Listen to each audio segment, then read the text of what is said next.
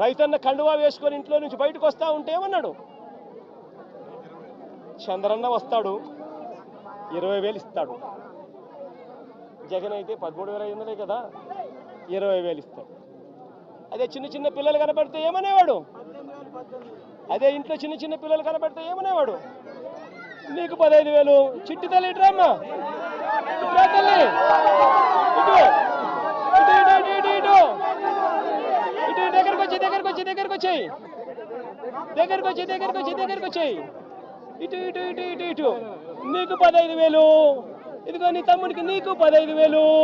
అదిగో నీ తమ్ముడికి ఇంకొక తమ్ముడి దగ్గరకు వచ్చినా నీకు కూడా 15,000. నీకు ఇంకో పాప నీకు కూడా 15,000. సంతోషమా అని చంద్రబాబు అనేవాడు. రెవెన్యూ అధికారులు కానీ వచ్చి పంట నష్టం వేసిన దాఖలాలు లేవు. ఒక పిఠాపురం కాకినాడ నియోజకవర్గం కాదు, జిల్లానే కాదు, అటు కోనసీమలో కూడా దాదాపు 3వ వరదైనా సరే ఎక్కడ కూడా పట్టించుకోవట్లేదు అనేది ప్రజలు చెప్తున్నారు. అదే కదా చెప్తా ఉన్నా, బాని పేరేం పేరు సత్య, అదే సత్య నేను చెప్తా ఉన్నాను. ప్రభుత్వం స్పందించడం లేదనే కదా నేను చెప్పేది. ప్రభుత్వం అంతా ఫోటోలకు పరిమితం అవుతా ఉంది. చంద్రబాబు నాయుడు అనే వ్యక్తి టోటల్గా డ్రామా ఆర్టిస్ట్ అయిపోయినాడు.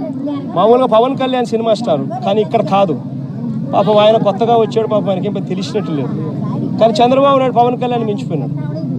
ఆయన సినిమా ఆర్టిస్ట్ అయితే ఈయన డ్రామా ఆర్టిస్ట్.